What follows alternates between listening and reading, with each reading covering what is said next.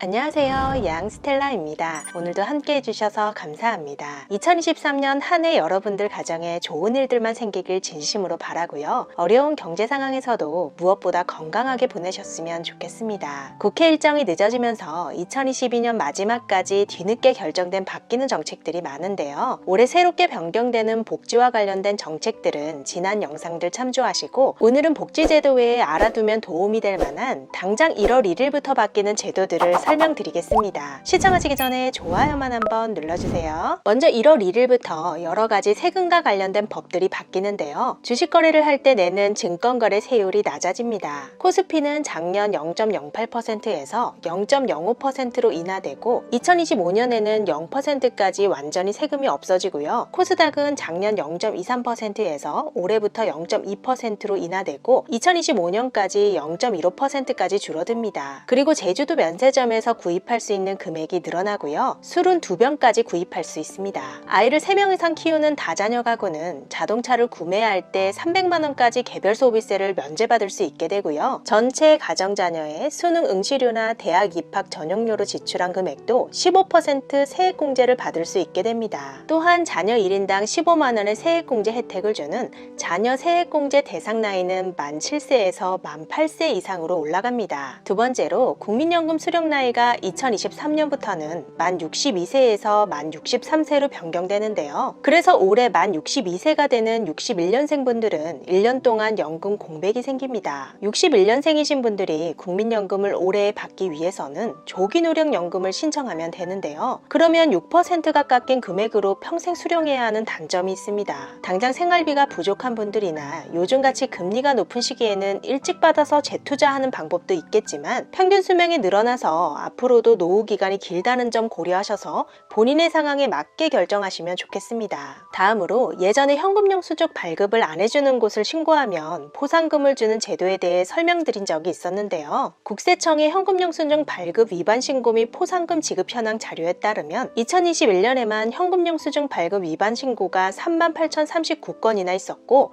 포상금으로 28억 4,200만 원이 지급됐다고 합니다. 올해부터는 현금영수증을 의무로 발행해야 하는 업종이 에어비앤비 같은 공유 숙박, 옷, 가방, 수선집 등 17개가 추가되는데요. 특히 요새 현금을 가지고 다니지 않는 분들이 많아서 계좌이체로 결제하시는 경우가 종종 생기죠. 계좌이체로 거래해도 현금영수증을 발행해줘야 합니다. 이번에 추가되는 17개 업종과 기존 업종까지 총 112개 업종은 5,000원 이상 현금 결제 시 현금영수증을 발행해줘야 하고, 현금 거래 후 현금영수증을 발급받지 못한 경우에 신고를 하면 미발급 금액의 20%에 해당하는 금액을 포상금으로 지급합니다. 포상금 한도는 건당 50만원, 연간 200만원까지고요. 의무 발행 업종에서 현금영수증을 발급받지 못한 경우에 신고하는 방법은 국세청 홈택스에 로그인해서 상담 제보 메뉴에 현금영수증 민원신고, 현금영수증 미발급에서 미발급 신고하기를 누르면 신고하는 서식이 나옵니다. 다음은 달라지는 보험 제도인데요. 지난 영상에서 단체 실손보험하고 개인 실손보험에 중복으로 가입되어 있다면 회사 직원이 직접 단체 실손보험을 중지하고 보험료까지 직접 환급받을 수 있는 제도를 설명드렸으니까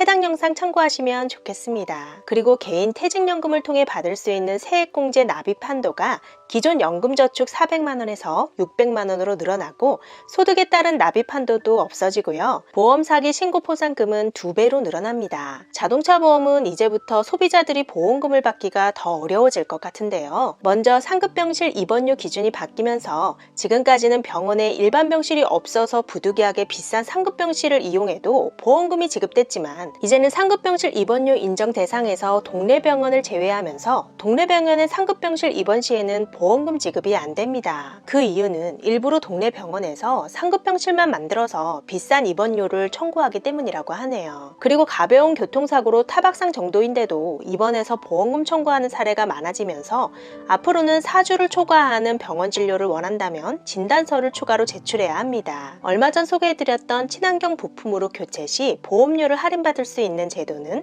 올해부터 상대방 차량에게도 적용돼서 코팅 손상이나 색상 손상, 긁기 익힘, 찍힘 같은 경미한 손상의 경우에는 품질 인증 부품을 활용한 교환 수리가 가능해집니다. 다음으로 역시 오늘 1월 1일부터 10만 원을 기부하면 13만 원의 혜택을 받을 수 있는 고향사랑 기부제가 시작되는데요. 자신이 태어난 고향이 아니더라도 본인의 주소지 이외의 지방자치단체에 연간 최대 500만 원까지 기부를 하면 세액공제와 함께 답례품을 받는 제도입니다. 10만 원 이하는 전액 세액공제가 되기 때문에 결국 10만 원을 100% 돌려받을 수 있고, 추가로 지역의 특산물이나 가공식품, 생활용품, 지역 상품권 등의 답례품을 기부금액의 30%까지 받을 수 있기 때문에 각 자치단체별로 기부금 모집을 위한 답례품 경쟁이 치열해질 것 같은데요. 고향사랑 기부제는 이미 일본에서 크게 성공한 정책이고요. 아직 많이 알려지지 않았고 기부라는 단어가 들어가서 뭔가 조금 손해보는 느낌이 들기 때문에 100% 세액공제 혜택과 답례품에 대한 이점이 덜 부각돼서 그렇지, 조만간 13월의 월급이라고 불리는 연말정산처럼 전 국민들 사이에서 큰 이슈가 될 만한 정책입니다. 그래서 지역별 답례품 비교 영상을 통해 따로 소개해 드리겠습니다. 마지막으로 유통기한이 소비기한으로 변경된다는 것은 많이 아실 텐데요. 우유류는 유통과정을 더 개선해서 8년 후인 2031년 1월 1일부터 소비기한으로 변경되고, 최종적으로 소비기한으로 변경하는 계도기간이 1년이라서 갑작스러운 변화로 크게 헷갈리는 일은 없을 것 같습니다. 참고로 기존의 유통기한은 제품의 제조일로부터 소비자에게 유통과 판매가 허용되는 기한으로 영업자 중심에서 품질안전 한계기간의 60에서 70%로 설정했었고요. 소비기한은 식품에 표시된 보관 방법을 준수했을 경우에 먹어도 안전에 이상이 없는 기한으로 소비자 중심에서 설정한 기한을 말합니다. 오늘은 1월 1일부터 바뀌는 여러 제도들을 소개해드렸는데요. 2023년에도 더 유익하고 도움이 되는 정보 전해드리겠습니다. 끝까지 시청해주셔서 감사합니다.